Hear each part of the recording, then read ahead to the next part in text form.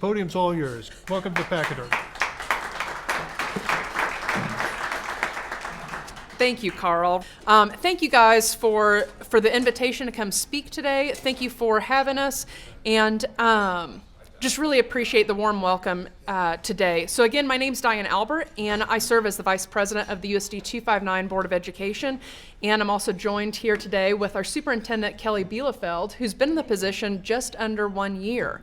About 2.5 years ago, I spoke to you guys as a candidate, and I wanted to bring focus to the Board of Education and start talking about academic outcomes and bring that focus right there, so that way the Board of Education actually talks about education. Today I want to give you 3 brief updates on the board's new goals and governance model, a district reading curriculum that we're using in 259, and a recent vote that the board made. So we're going to talk about the board goals and update on that. And I want to share with you that at the April 8th board meeting, you're going to start seeing a heavy focus on academic outcomes that's going to be aligned with our district strategic plan. And that district strategic plan is a 5-year plan that's aligned with our goals, and we make decisions based on the budget off of that. At that meeting, our superintendent's going to show us a first look at our data dashboard. And what that is that's going to be a public-facing interface with student outcome data to show you guys where students are at academically. And the intent is so that way the board can have honest conversations about where students are on their education journey and what we need to do to meet their academic needs. And by the board focusing on the academic needs of students within the district, the intended result is that student outcomes will improve. So action steps that have been taken to achieve this goal are getting consensus from fellow board members to agree that this is the best way that the board can spend its time during our meetings. We also have an agreement with our superintendent that the main focus of the board meetings will be spent on academic outcomes. And really the goal is to spend about 50% of our board time speaking about academic outcomes, because we still have a business to run with board business, but our main focus should be on academic outcomes. So that'll be staff presentations on different academic areas that are aligned with our goals, and this will allow conversations to happen around what is working and what is not working and the areas that need to be improved. Well, and this is also actually based on a governance model for school boards, and that's outlined in this book by A.J. Crable called Great on Their Behalf. And he really narrows down the discussion on, is this an adult outcome, is this an adult input, or are these actual student outcomes? And he really has a defined category on what student outcomes are and holds you accountable to that. So you can't just say these are student outcomes and not really be talking about academics.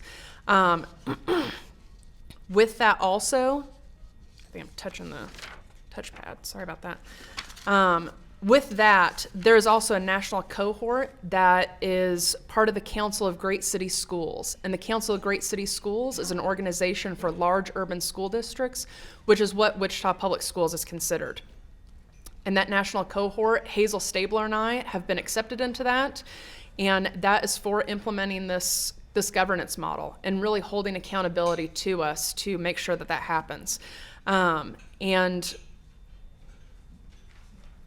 with that, we are the only 2 board members in the state of Kansas that are part of that organization.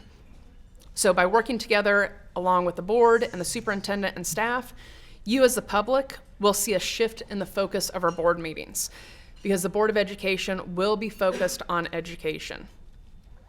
So the main thing that I want to talk to you guys today about is our reading curriculum, because there's a lot of talk and we can all agree that our reading outcomes and our testing are not where we want them to be. We all want to see improvement on that, but how do we get there? And shortly after I was elected to the board, I was introduced to a podcast called Sold a Story by Emily Hanford.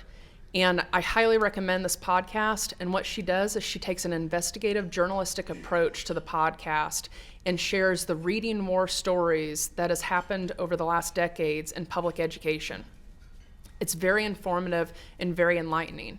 And after I listened to this podcast, I became very curious as what is 259 doing and what is our curriculum about? Because I have a responsibility in my role to make sure that our curriculum that we're using is well-founded, well-documented, and is actually achieving the results that we want. So I set up a meeting with our executive director of curriculum and just asked her, walk me through what we're doing with our curriculum in USD 259, because our test scores are not where we want them to be, but what are we doing? And so I came with a curious attitude and let her explain to me what we're doing. And during our conversation that was about 2 hours long, she was saying a lot of the things that the podcast was saying were good things, and it sounded good. But I'm not a reading expert. I'm a general contractor. I know how to remodel your bathroom, your kitchen. If you want to have a robust conversation about drywall screws and tile setting, I'm your gal. That's my area of expertise.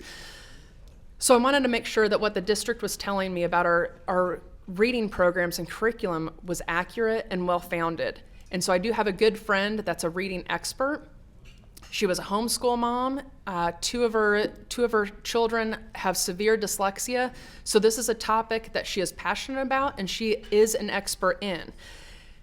So I'd gotten the information from the district and I gave it to her. I'm like, go through this material and tell me what you think from a reading expert's point of view. Is this material good? How are we teaching it? What's going on? You tell me.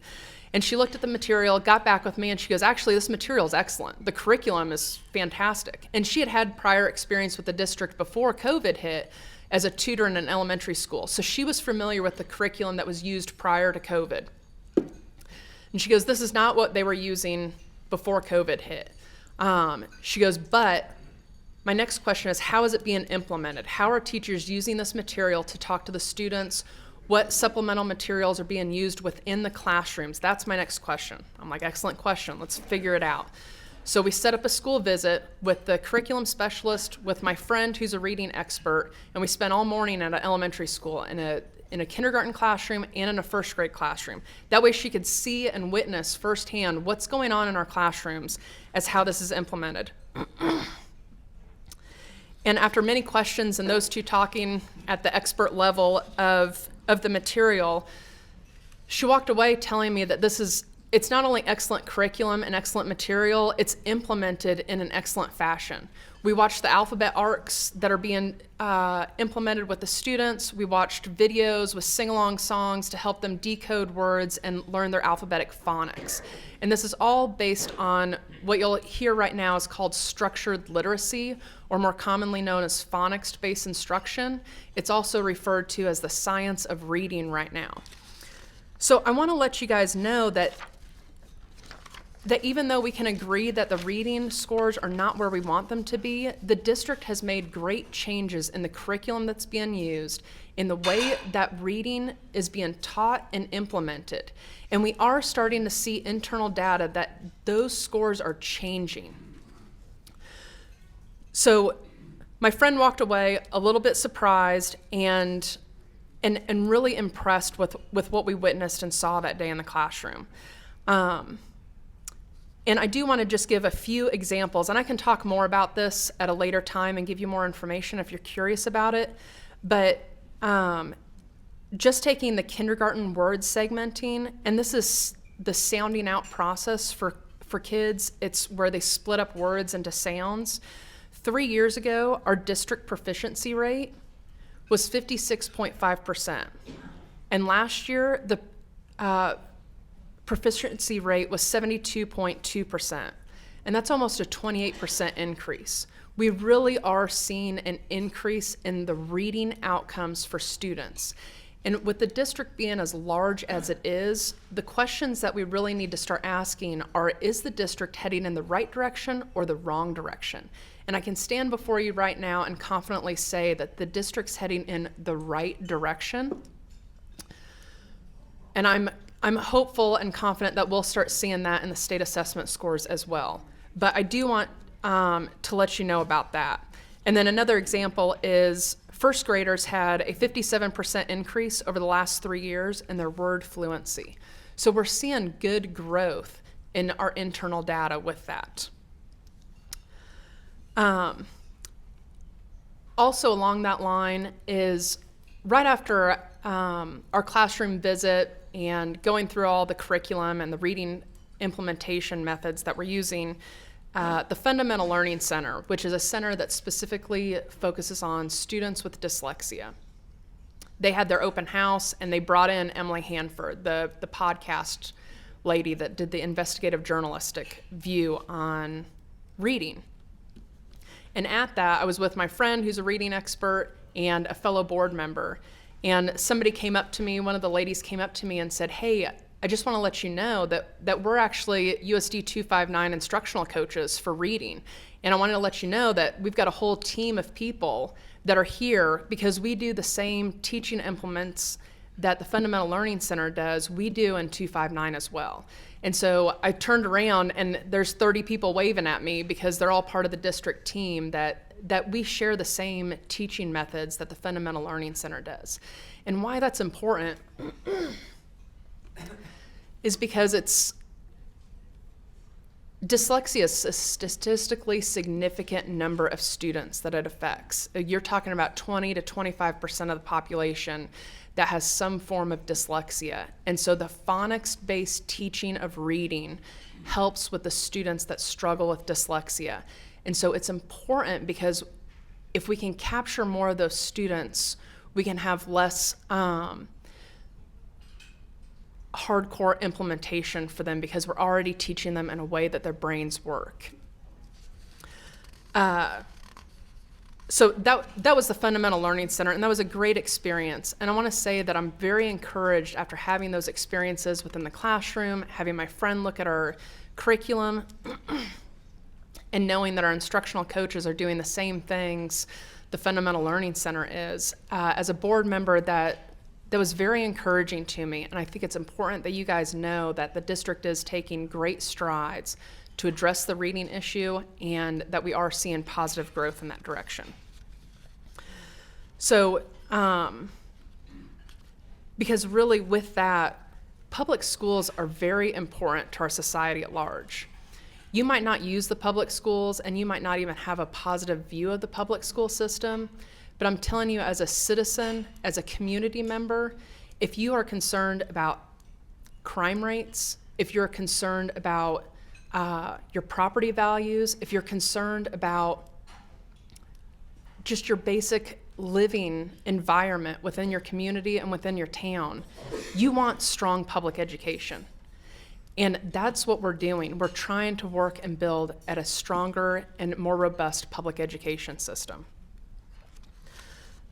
So the next thing that I want to talk about is a decision that the board made recently that was based on a recommendation that the district brought before the board. And it was a decision that I supported and continue to support the path forward on closing 6 schools. And that's made some headlines. And I just want to say, just on a 30,000-foot view of why I support this direction. Since 2017, we've seen about an 8.4% decrease in our student enrollment. And with that, a lot of our base state aid is directly tied to our student enrollment numbers. When you have less students enrolled, you have a lower budget from the state. So with less money means you need to make different decisions. And that's exactly what we're doing with that. School districts cannot run in the deficit like other government entities. So we have to make decisions to make sure that we can stay fluid with the money that we have. There's also an underutilization of our buildings. The way our district is laid out right now is built for about 63,000 students. We have about 47,000 students attending Wichita Public Schools. So there's a big difference between seats of students that are actually occupied and then the empty seats. So even though it's a hard decision, it is a responsible choice to make sure that we consolidate buildings to not have so many empty seats for students. That also goes for staff. We have a staffing shortage with teachers. Right now, we do not have a certified teacher in every classroom. We have other people filling in those areas. By consolidating buildings, we can also get to a point where we have almost every single classroom with a certified teacher. And that directly ties to academic outcomes, because by having a certified teacher in every classroom, we know that that is one of the most impactful ways to increase our academic outcomes. So with those points, that is why I do support and did vote to close the 6 schools that we announced a few months ago. So with that, I'm going to pass the mic over to our superintendent, Kelly Bielefeld, and take questions afterwards.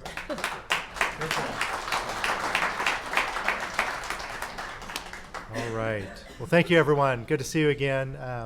I don't remember the exact date I was here. I was here in the fall and shared some information about data. I'm going to fill in a couple, piggyback on a couple of things Diane said, and then I think we'll have time for questions.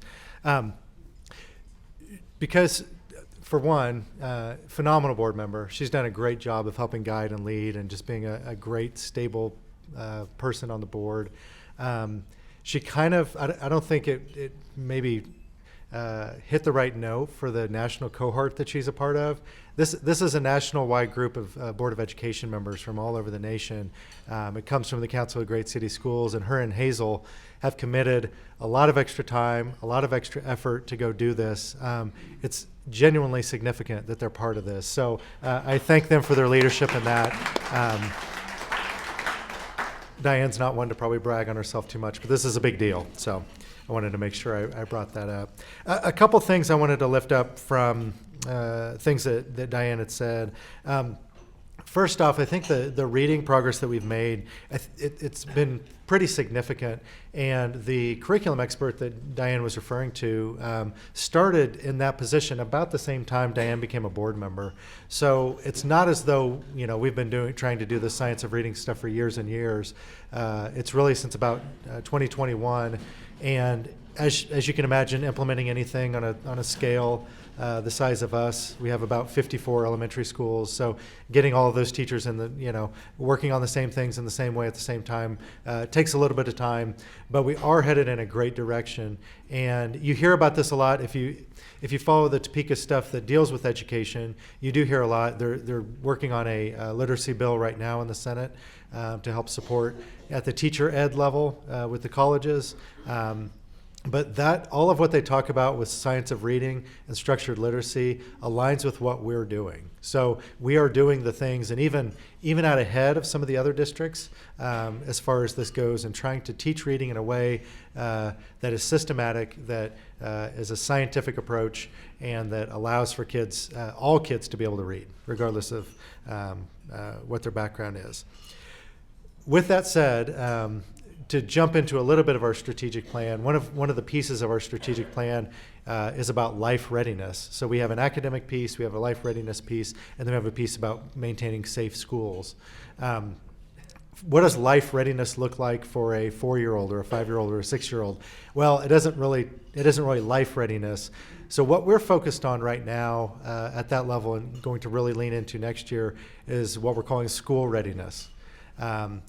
Diane mentioned that growth that we've had with kindergartners and the letter segmenting, going from 52% to 70-some%. But the numbers of kids that come in at kindergarten on day 1 of kindergarten who are already behind is pretty significant in our district. There's lots of reasons for that, and that's not necessarily an excuse for us. But to invest in early childhood for us makes a lot of sense. So that's going to be an area that we tend to, do we expect to invest more in? Do we want to see more growth in? And it's really a community-wide issue. The better our kids are ready for school on day 1, the more likely they are to succeed. Statistically speaking, for all kids across all areas, if you start off behind, you end behind. Right, so if you're not where you need to be on the first day of kindergarten, it's hard to ever get caught up. It's not impossible, but it's just a challenge. So early childhood, I think, is an area of emphasis, and we're going to put resources towards that to help move that needle across our district. I wanted to also bring up the data dashboard that Diane talked about. We're gonna look at that for the first time at the April board meeting, and really the whole concept of a dashboard is something that's simple, that's user friendly on the public-facing side of things, but a way that you can know as a taxpayer, are we making progress, right? An easy way to see yes or no. We're making progress here. We're not making progress here in this area. So trying to be transparent, trying to be community focused, because we know our main goal is to serve the public and serve the public interest as a public education system. Also, well, I'll jump into a little bit of the strategic plan, a couple things I wanted to highlight too. So on the strategic plan that we updated that was passed in December of the 2023 by our Board of Education, we have some areas of influence or areas of focus for academics. So ACT score at the high school level, state assessments at the middle school level, and then some of the reading stuff that Diane talked about at the elementary level. We also have an area of life readiness. And really what we've heard from our constituents is that that's an important piece that's missing sometimes for kids who graduate. Mostly from our employers, we're hearing this, that we go to hire people and they don't necessarily have life skills that they need to be a good employee. So attendance, ability to work as a team, grit, perseverance, ability to see a project through to the end, accepting critique or criticism from a superior, someone that you work for. All of those things are kind of other areas that are important as academics are important. So really, it's not an either or for us, it's a both and. We want kids to have the academic skills that they need and have these life skills that they need to be able to be employable and to be able to find a career. So what does that look like, or what are we doing? I know that sounds great, but what are we actually doing as a district to help that happen?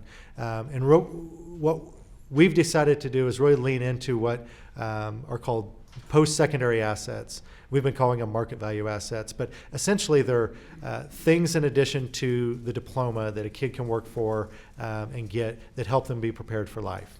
All right. So some of this is academic, so a certain ACT score, 3 or 4 on the state assessments, SAT score, but some of them are a little bit more work-based. So getting credentials. We see a lot of kids that we are able to graduate that get credentials that allow them to get a job straight out of high school if they want it, and a good well-paying job and a high-demand job that we need in our community. Also, though, things like internships, things like college credit, those are other things that help get kids prepared for life and the future. If they have the rigor of a college class, they know that that's something they can do. But even looking outside just our school walls, right? Community service, civic engagement, things like Eagle Scout, 4-H, whatever the 4-H Gold Key or whatever that one's called. All of these are things that we're going to encourage kids to do and be a part of in order to become life ready. I think you all know, most of us in this room are probably parents, that your own kids probably learned as much from some of those areas as they did in the classroom, right? You learn a lot on the basketball court. You learn a lot from your Eagle Scout sponsor and those opportunities you have there. You learn a lot from your first job or an internship, or being able to take a test and pass a test, and maybe it was hard, maybe you had to take it a couple times to pass it. Those are life skills. That's how we do the life skills, right? That's how we get kids ready for life, is we put them in those situations within our community that are super impactful, that can help move them forward. We want kids to pick those things based on their plan, based on their goals and what they want for their future. So one example of this that we have started that we talked about a little bit last time, but I know there's a flyer on the table for this, is what we call the Future Ready Center. So we have a Future Ready Center for manufacturing that's over by North High School. It used to be an old Dillon's building. And we have a Future Ready Center that is in the WSU Tech South Campus. So it's on East Harry, right south of St. Joe Hospital, if you know where that's out. Old Wichita Mall. For some audiences, you have to date the geography based on what it used to be, so that they, oh yeah, I know where that is. These are life-ready environments. They're college-ready environments, they're career-ready environments. So any junior or senior in Wichita Public Schools can go, they can enter into the manufacturing world, get the basics they need, and then pick one of three different strands that they want to specialize in. They can do the same thing in healthcare. So in healthcare, you take a core semester that has college credit, it has some credentials, and then you pick, I want to go get my CNA, I want to go to an EMT track, or I want to go to a pre-nursing, a pre-RN track, right? I think we all know that we want highly qualified kids that are dedicated in our community to do these jobs, right? EMT jobs are super important. We're all going to need a nurse, right, in the next 50 years. So we need workforce in these areas. So this has been a way that we've worked with Wesley Hospital, we work with WSU Tech, we work with WSU. We put it all together into one thing and really get kids ready and excited for a career path. Same thing with manufacturing. It's not just aerospace, it's pretty aviation focused, but we've done the same thing with manufacturing. Started manufacturing last year, started healthcare really full bore this year. Of our seniors this year that are graduating, I think we have a class of about 18. Textron has said we will hire all 18 of these kids. If they want, when they graduate, if they want to come work for us, we want every single one of them, right? That's impressive. That's what we do to build our economy, to build our community, and how we work together to do this. It's career readiness, it's life readiness, and if these kids want to go a college track, right, they can go a college track. They end up getting, depending on the track they take, about 12 industry recognized credentials, a lot of Snap-on certifications, some sheet metal certifications, CNC certifications. They also get college credit from WSU Tech. So if they want to finish an associate's degree, they're, depending on the field, a semester or two away from an associate's. So we really are trying to embed ourselves in the community, but even more so, embed these life readiness skills that we know kids need in order to work in the future. So when kids go to these programs, it feels more like a job. If you go to the Future Ready Center for Manufacturing, it looks like the plant of a machine shop, right? The Healthcare Future Ready Center, they wear scrubs every day. So we're trying to get them work ready, that this is what this is like. You have to show up, you have to have good attendance, you have to wear the uniform, you have to have good hygiene, all of these kinds of things. Are we 100%? No, we're not 100%, right? Not every kid finishes out on these, but it's definitely showing good fruit and great outcomes. And the last thing I want to say, and then we can take some questions. So we had a kid that went to the Future Ready Center for Manufacturing. He graduated at semester, wanted to go get a job. So he went to work at Textron, and he's loving it. He's making good money, more money than most people in his family have ever had a chance to make. And our principal at the Future Ready Center asked him, what is it?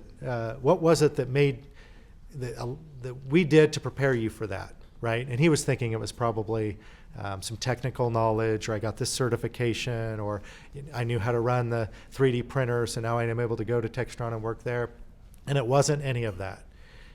It was the confidence to apply.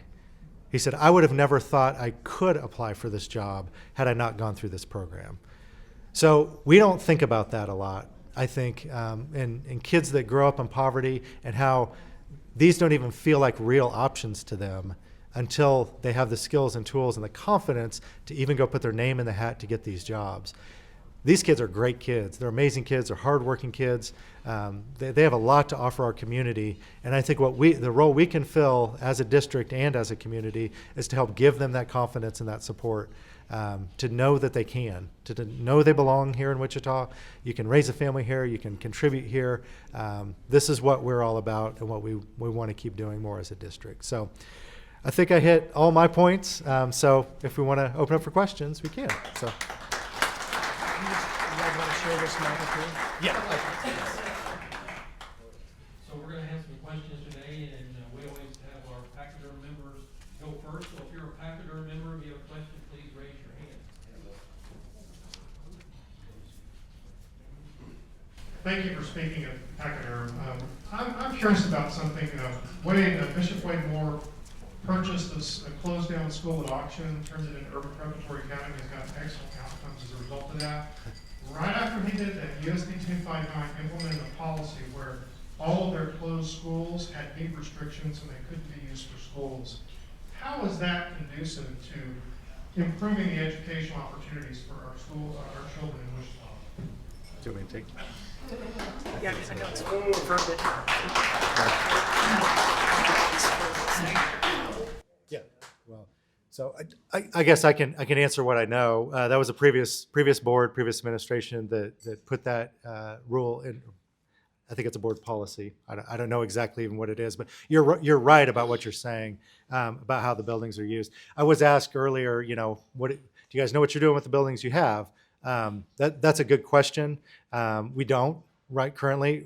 One thing I didn't mention that I do think is relevant to you all, since the elections in November, I would say, but even a little bit before that, there's a definite spirit between the city and the county and the school district of collaboration and wanting to work together. So we have started some conversations about these properties and what we might want to do as a community with them. We will repurpose and we will reuse some of the schools that we closed. We just aren't ready to determine what that, Diane mentioned kind of point number 3 of the staffing shortage. That was a big reason why we made the consolidation choices that we did. So we don't know exactly what we're going to do with all the buildings. But I don't know that I can necessarily answer your question as I wasn't here when that was decided. So I don't know if you want to speak to it. Yeah. As far as I understand, it's not a board policy, it's verbiage that's written in the contracts. And I'm in support of removing that verbiage in the contracts.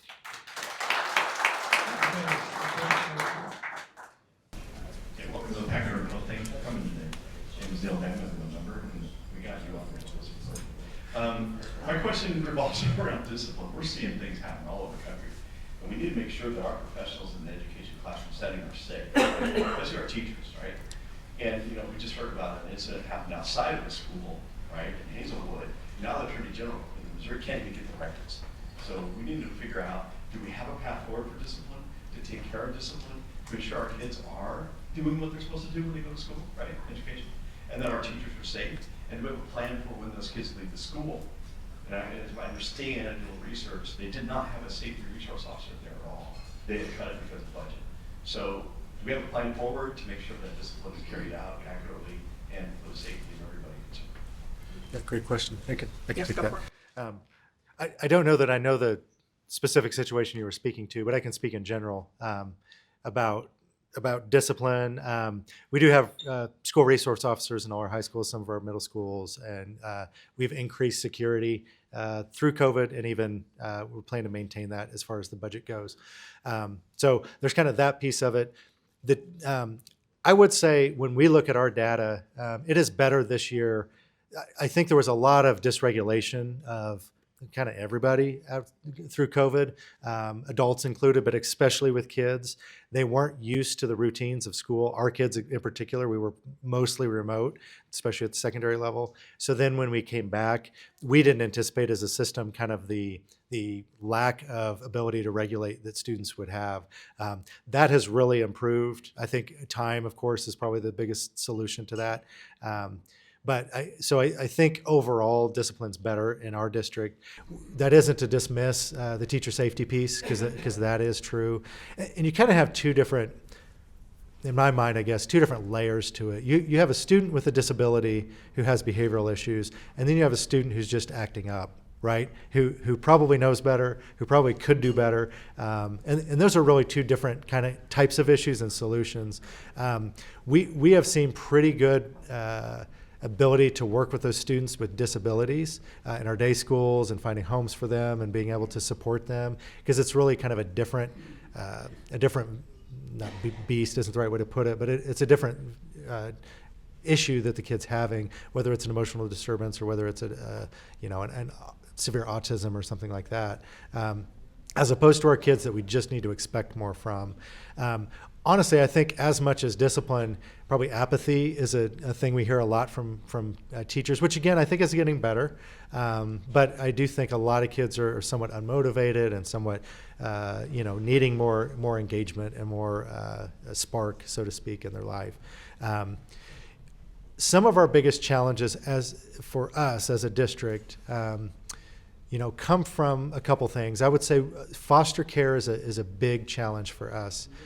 We have, the children's home, a lot of times foster kids from all over South Central Kansas end up there, and they go to our schools. And so we have a high school that 10% of the student population are students that are, from 14 to 18, and they're in foster care, and they're in group homes. They're not with a family.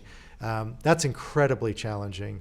You probably know the statistics of kids in foster care, and an average in Kansas of 7 or 8 placements over the course of their life. It hasn't been funded well. It hasn't been managed well at the state level. So those are issues that impact us, and they really impact us, right? Because those kids, whether they're 18 and in high school or they're 18 and on the streets, they impact our lives. And to do as best we can for them is critically important. That's not the majority of our kids, but that factor does create significant challenges. I would also add in, we have started to have conversations with the city, with both Mayor Wu and the chief about drug use with our students, because that is a significant issue also, and that isn't just foster kids. That's unfortunately all of our kids. Vaping is, the challenges compared to what it used to be are just significant. Technology has brought some of that on. It used to be, you could see the smoke in the bathroom, and you could know it was there. The vapes are odorless. They can hide them. They can put almost any kind of drug they want to in them. They can hide them on their person, so they're hard to find.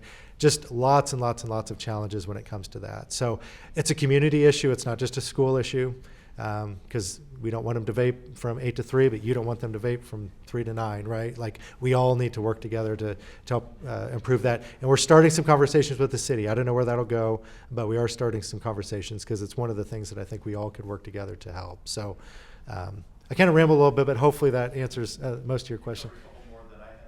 Okay, all right, good. All right, good, thank you. All right, I am very encouraged about a lot of these areas of progress where we are doing a better job of our reading. The curriculum is much improved, and it depends on which schools you go to whether you see that they're being implemented well or not. We certainly have a good curriculum, and if you go to Bostic Elementary, you're going to see it being implemented excellently, because that school is top notch. Right? But if you go even to some other schools that I went to, like I saw some things being implemented at like Hyde Elementary in a very stultifying way that it was actually would be a negative impact on those students. And at the same school though, I went to their kindergarten class, and that teacher was really sharp. She was really on top of her phonics reading, so things were really turning around there. And so, as we're condensing the schools and focusing on outcomes, what are we doing to make sure that we have excellent teachers and move out teachers that are not effective? Because as I was saying, there are certainly teachers that are doing a great job, but there are also teachers that are really doing a very poor job. Now, Mike Miley's just been sent down to take over the Houston Independent School District, which is what they call the public schools down there. It's like the 5th largest in the nation or something like that. And he's implementing a program that similar to what they did in Washington, D.C. to turn their school system around, where they have a teacher evaluation system, and teachers that are excellent are rewarded more, and teachers that are not good are rewarded less. Okay, hey, question. So the question I have is, are we planning to do something like that to implement teacher evaluations and tie those to student results so that we get the best teachers in each classroom? That's a staffing issue. Okay. We haven't talked about it with the board at all. So the short answer would be no. But to your point, 75% of our overall budget goes to people. We're in the people business, and that's what we do. We've tried to invest in our staff because effective staff in every classroom is vitally important, right? We can't expect to move the needle if we don't have the teachers and the staff to do it. With 200 absent or vacancies over the past since COVID really, that's made it a challenge to do. So that's part of the consolidation, is to get that highly qualified teacher in every classroom, to be fully staffed all across the district. We also need paras. We also, we were talking about paras earlier. We also need paras because they're part of the educational ecosystem that makes it go. We're trying to pay them more also. So to your point, yes, we need to continue to invest in staff. That's part of why the consolidation plan, we hope, will really move the needle, and we can fill the spots with the teachers that we have. So. Okay, next question over here, Calvin. Sure. I got one. Well, thank you again for being here. It's handed to Two me. questions, actually. One is, we talked about student success. What about students that kind of fall out of the system, and how do you reach out to them, what do you do for them? And you also mentioned that not every classroom has a certified teacher, so who do they have? That's a great question. We have some great long-term substitutes, okay? And most of our long-term substitutes in our district are retirees. But the nature, so they're good teachers and they know how to work with kids. But the nature of a substitute is that they're a substitute. And if they decide tomorrow, I'm done, then they're done. So that's a challenge. The other thing we've had to do some is we've had to take, essentially increase class size. So if we have, to do the math, if you have 80 kids that you normally would divide by 4 and have classes of 20, and you can't hire that fourth teacher and you only have 3 teachers, then you divide the 80 by 3. And we give each of the teachers a little bit of extra because it's more kids than they should have. So again, not a desirable situation necessarily, but that is a good question. I forgot your first one. Kids that fall out of the system. Kids that fall out of the system, and what do we do? That's a really good question. And a part of our graduation rate that we really haven't been focused on. Our graduation rate has really been more about credit recovery and getting kids who are 2 or 3 classes away from graduation, how do we get them across the stage? If we go through a pretty good process when a kid, we call it disclaims. They have to go through a process if they're younger than 16 to drop out. We try to give them alternate schooling options. But I would say that's an area of growth. Those 20% of kids that don't cross our stage every year, we don't always have a good system to track them and know who they are and how to get them back. So that's something I think in our next strategic plan that we'll have.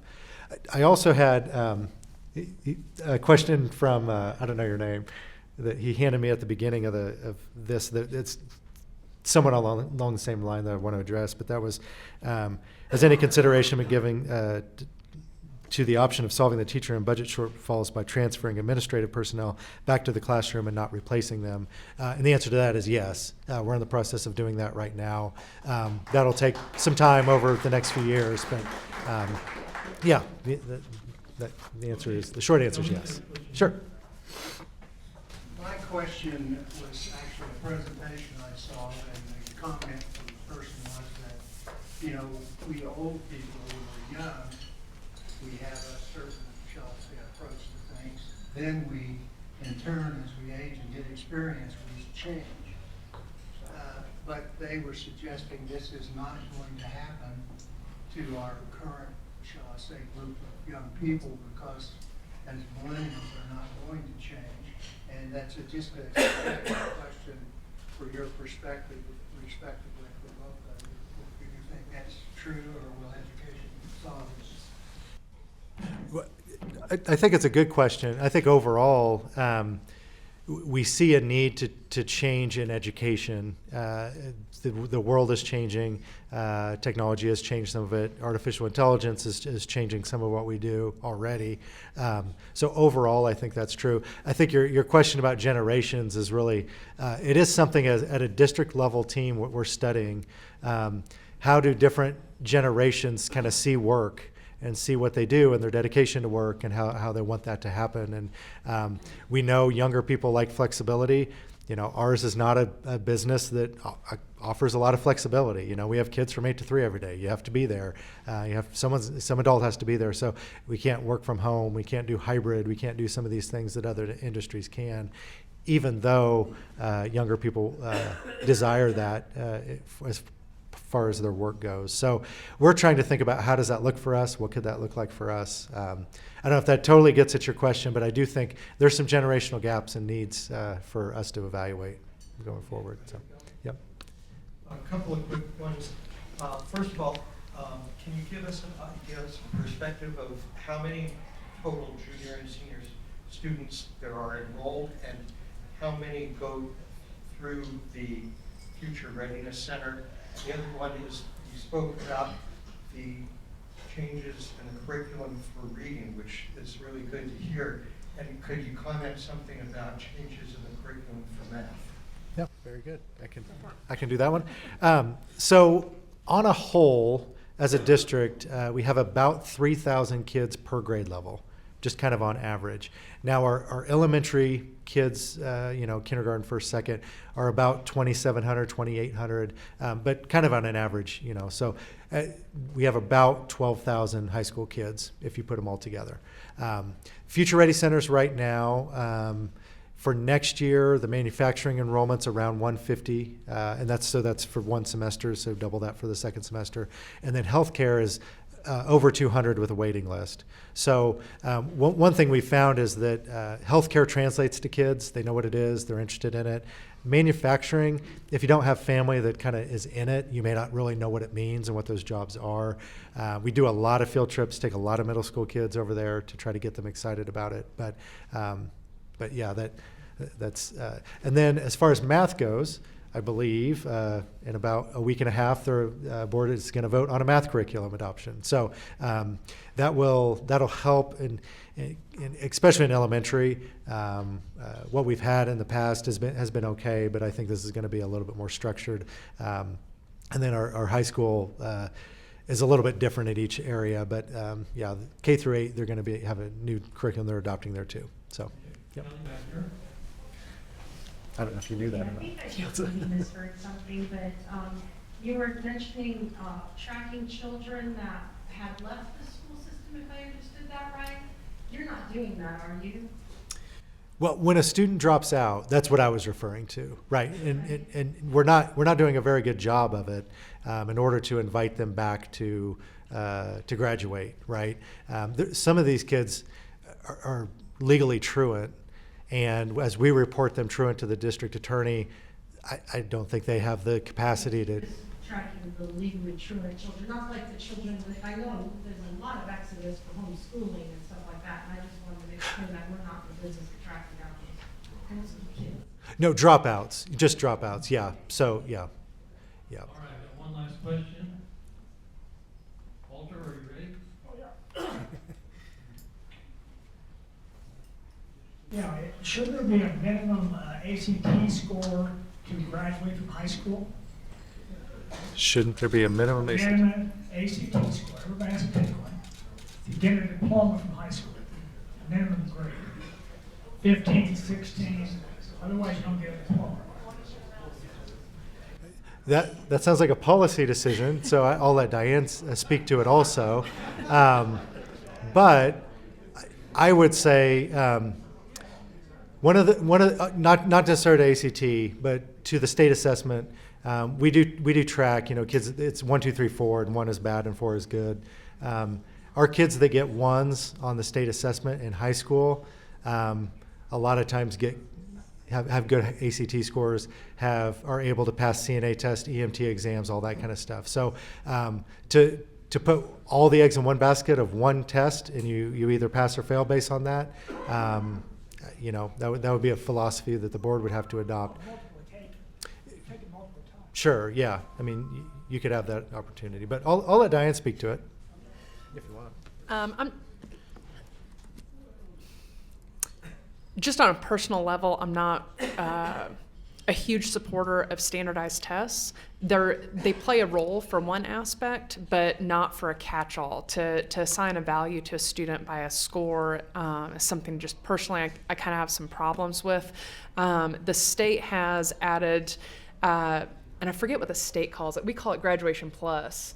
But the state has added different categories that they want to see when Kansas students graduate from high school. They want them to have 2 additional items that kind of are life ready skills that we've talked about. An ACT score was one of them that the state wants to see, and they set a minimum. So they've got kind of a list of things that they want students to, when they graduate, they want them to have 2 things off of this list, and having a minimum ACT score was one of them that the state has recommended. And we're going to squeeze in a couple more questions here, John. You mentioned earlier 20% of the population is dyslexic. You also mentioned the Fundamental Learning Center. I'm somewhat familiar with what they do with the reading as well as mathematics, arithmetic. What are you doing to collaborate with this fine resource we already have, that are teaching teachers how to work with these types of students, and they're also working with students who have these type of problems, and they're having great success. Are you trying to collaborate with them? Well, I would say it's in parallel, not necessarily in tandem, right? What they are doing is very similar to what we are doing. And so I agree, you know, I've worked with them through the course of my career with several of the leadership and the teachers that are over there. And they do good things, they have good outcomes. You know, I agree with that. But what they deliver to the student isn't that much different than us. I would say, kind of to a prior point of teacher training, it's probably more systematic, right? They have a small school with small class sizes, so there's an ability to ensure that it happens on a systematic basis. Where, you know, with I'm trying to think, 400 kindergarten teachers, it's hard for me to stand here and promise you all 400 kindergarten teachers are doing what they need to every day. Just because of scale, it's not impossible. It's just 2 years in, it's harder to assure that. So, but the actual what they're teaching, I think is pretty much the same as what we're doing as far as the phonetic routine, the phonics-based instruction, those sorts of things. So. Okay, we always put Carl behind the post over here, so he's got one more question. Let me see if I can get some reconciliation. I appreciate some of the budget figures we've got here. Looking at this with federal funds, I have a 2-part question. I don't know how you budget with your federal funds operating like a yo-yo, but I'd be interested in your comments on what you anticipate on the federal fund variety next year, but also in terms of your non-licensed personnel, which I assume these are the people in the classroom who aren't certified teachers, but because you've got a teacher shortage. What percentage, I was looking at this handy data sheet here that showed that you had a significant increase in non-licensed personnel. To what degree is that increase in non-licensed personnel because you've got a shortage of teachers? And if so, would you have some numbers in terms of how big, specifically how big a problem that is? Yeah, so a couple things, I guess. The yo-yo of the federal funds is somewhat true. You know, we're hitting the sunset on the COVID relief money. We've essentially budgeted it all, and by June 30th, it'll all be spent and out the door, which is a little different than some of the ARPA money that the city and county, I think, still has some things that they can spend. Outside of that, with title funds and most of those things, those are fairly stable, so that should end. Non-licensed personnel, so a couple things. One of the pieces of feedback that we heard, kind of to the point about student discipline, is the need for continued mental health support of our kids. That we added during COVID, we added counselors, we added social workers, we added school psychologists. Don't cut those. So those were additions that we added with the federal money that we heard from our teachers and staff. We still need those, don't cut those. So we have maintained some of those. But there is also a degree of increasing, really, as our overall personnel hasn't matched our enrollment. So our enrollment trend has trended down, as Diane said, and we haven't necessarily trended down some of those non-licensed personnel. So that's a process we're going through now. It's not going to happen overnight, but that is a process we're going right now, is to right-size that the same way we right-size the schools. So. Thank you very much. All right, thank you guys.